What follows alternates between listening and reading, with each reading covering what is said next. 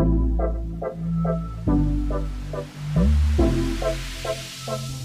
semuanya. Halo. Pagi. Pagi. Assalamualaikum warahmatullahi wabarakatuh. Waalaikumsalam warahmatullahi wabarakatuh. Perkenalkan, nama saya Nindilia Rahmat. Saya mahasiswi dari Universitas Singapura Bangsa Karawang. Di sini saya akan melakukan pembelajaran ya. Hari pertama kegiatan kelas bersama saya mengenai teks anekdot. Sebelumnya ada yang pernah belajar tentang teks anekdot? Belum, Bu? Oh, belum. Oke, jika belum, di sini saya akan menjelaskan tentang teks anekdot ya. Nah, apa itu teks anekdot? Ada yang tahu? Kurang tahu. Oke. Nah, teks anekdot adalah teks yang memaparkan cerita singkat yang menarik, lucu, dan mengesankan karena isi teks anekdot tersebut berupa kritik atau sindiran terhadap kebijakan, layanan publik, perilaku, atau suatu fenomena maupun kejadian. Nah, teks anekdot ini sama seperti teks narasi pada umumnya, yang dimana di dalamnya terdapat tokoh, alur, dan latar. Nah, kemudian apa saja sih ciri-ciri teks anekdot itu? Nah, ciri-cirinya itu yang pertama, teks anekdot itu bersifat humor atau lelucon, yang artinya teks anekdot ini berisi tentang kisah-kisah lucu atau bualan. Yang kedua, teks anekdot itu bersifat menggelitik, yang artinya teks anekdot akan membuat para pembacanya atau para pendengarnya itu merasa terhibur dengan kelucuan yang ada dalam teks anekdot tersebut. Nah, yang terakhir itu bersifat menyindir. Bisa jadi mengenai orang-orang penting atau orang-orang sekitar kalian ya. Nah, kemudian di sini ada struktur teks anekdot. Struktur teks anekdot itu terbagi menjadi 5 bagian, yaitu abstraksi, orientasi, krisis, dan Reaksi dan koda. ya. Nah, di sini abstraksi itu fungsinya sebagai struktur yang menggambarkan isi dari keseluruhan teks anekdot tersebut dalam bentuk yang lebih singkat. Nah, maka dari itu abstraksi ini sering digunakan di awal paragraf atau awal teks ya. Yang kedua itu ada orientasi yang menjelaskan latar belakang sebuah peristiwa. Jadi si orientasi ini sebagai penjelas gitu. Yang ketiga ada krisis. Bagian krisis menjadi puncak dari sebuah teks anekdot. Nah, bagian ini biasanya terdapat masalah-masalah gitu yang ada pada pesan yang ditulis oleh seorang penulis. Krisis pun dimaknai sebagai saat terjadinya kejanggalan atau ketidakpuasan. Untuk itu, bagian ini juga kerap disebut inti dari peristiwa anekdot. Jadi, krisis ini adalah isinya, isi dan inti sebuah teks anekdot.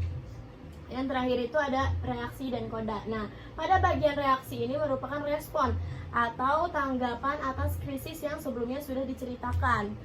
Reaksi ini biasanya berisi pemaparan yang mengejutkan serta tidak terduga. Nah, sedangkan koda itu merupakan bagian akhir dari teks anekdot. Nah, bagian ini berisikan tentang kesimpulan yang bisa berupa komentar, persetujuan, atau penjelasan maksud dari isi cerita secara menyeluruh. Nah, kemudian di sini juga ada kaidah kebahasaan teks anekdot. Yang pertama yaitu memakai kata keterangan atau adverb dalam bentuk masa lalu atau masa lampau atau yang sudah pernah terjadi. Yang kedua itu menggunakan kata kerja lampau. Kata kerja dan kata keterangan itu berbeda ya, sudah diajarkan. Nah, yang ketiga itu menggunakan kiasan atau gaya bahasa metafora. Yang keempat itu bersifat naratif yang diceritakan secara runtut. Kemudian ada kaidah menggunakan kata penghubung dan tanda baca sesuai kaidah. Lalu menggunakan kata sifat, kata benda, dan kata majmu. Nah, kemudian menggunakan bahasa informal atau bahasa sehari-hari. Jadi teks anekdot itu tidak seperti teks pidato yang menggunakan bahasa formal, tetapi teks anekdot ini menggunakan bahasa informal atau bahasa sehari-hari. Nah, yang terakhir ada memadukan antara fakta dan kejadian. Jadi teks anekdot itu memadukan antara fakta dan kejadian yang ada di kehidupan nyata. Nah, kemudian ada bagaimana sih bentuk penyajian teks anekdot. Nah, kalian tahu sering nonton Lapor Pak di acara TV? Tahu. Kenal Kiki Saputri? Kenal. Nah, dia itu sering banget menggunakan anekdot ya untuk menyindir para politikus atau menyindir temannya, teman kerjanya gitu. Nah, penyajian teks anekdot ini dapat berupa bentuk teks narasi, dialog, dan cerita bergambar. Nah, kalau menurut kalian si Kiki Saputri itu menggunakan teks anekdot itu menggunakan penyajian apa? Dialog. Iya, pintar, karena dia sedang berdialog dengan lawan bicaranya, dan juga dia ditampilkan di TV ya. Jadi itu adalah berbentuk penyajiannya berbentuk dialog. Nah, sini ada kemudian langkah-langkah membuat teks anekdot. Nah, yang pertama itu menentukan topik sebagai masalah yang akan disorot. Kalau kalian ingin menyindir teman atau bu guru atau siapapun menggunakan teks anekdot itu bisa dengan cara yang pertama ini menentukan topik, yang kedua itu merinci peristiwa dalam alur anekdot yang meliputi abstraksi, orientasi, krisis, reaksi, dan koda, struktur yang tadi kita bahas. Lalu kemudian menentukan tokoh terkait. Tokohnya siapa yang ingin kalian sindir. Nah, kemudian yang terakhir mengembangkan kerangka anekdot menjadi sebuah cerita yang utuh. Dan yang terakhir adalah penyuntingan.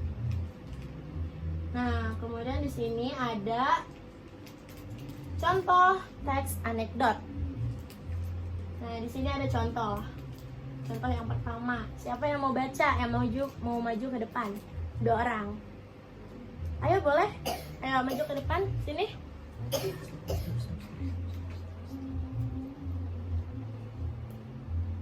Ayo, kita baca ya.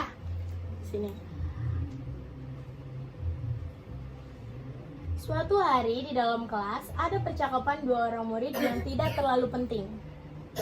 Siti, kayaknya kamu rajin bantu-bantu mama kamu masak di dapur ya? Ah, masa sih? Enggak kok. Aku nggak pernah bantu mamaku masak. Ah, yang bener. Badan kamu kok bawang-bawang gini. Berarti kamu suka bantu mama kamu masak kan? Kamu meledek ya? Ah, dasar kamu. Ya, tepuk tangan. Nah, Aku kemudian bagus jadi pemeran antagonis ya. di sini contoh kedua. Contoh kedua ada DPR adalah satu-satunya lembaga yang dipilih oleh rakyat untuk menyuarakan suara rakyat. Itu harapannya. Seperti yang kita tahu, kenyataannya seperti apa bukan? Malah menjadi musuh rakyat. Ada yang tahu ini kata-kata dari siapa? Kiki Saputri. Iya, pintar. Berarti beneran pernah menonton Kiki Saputri ya di acara net atau TV One gitu. Oke, sekarang ada contoh yang terakhir. Nah, siapa yang mau bacain? Ayo tunjuk tangan. Oke, kamu ayo. Lihat deh, ada pasangan yang saling suap-suapan. Kalau lihat yang suap-suapan gitu kan jadi ingat pejabat sama pengusaha yang saling suap. Nah, itu adalah contoh dari teks anekdot. Nah, sampai sini ada yang ingin bertanya atau udah paham? Sudah, Bu. Sudah? Yang lain sudah belum? Sudah. Oke, baik. Mungkin cukup sekian penjelasan dan pemaparan materi dari saya. Kurang lebihnya mohon maaf. Sebelum menutup pembelajaran, alangkah baiknya kita membaca doa. Kepada KM silakan untuk memimpin doa. Sikap berdoa dalam hati mulai. Selesai.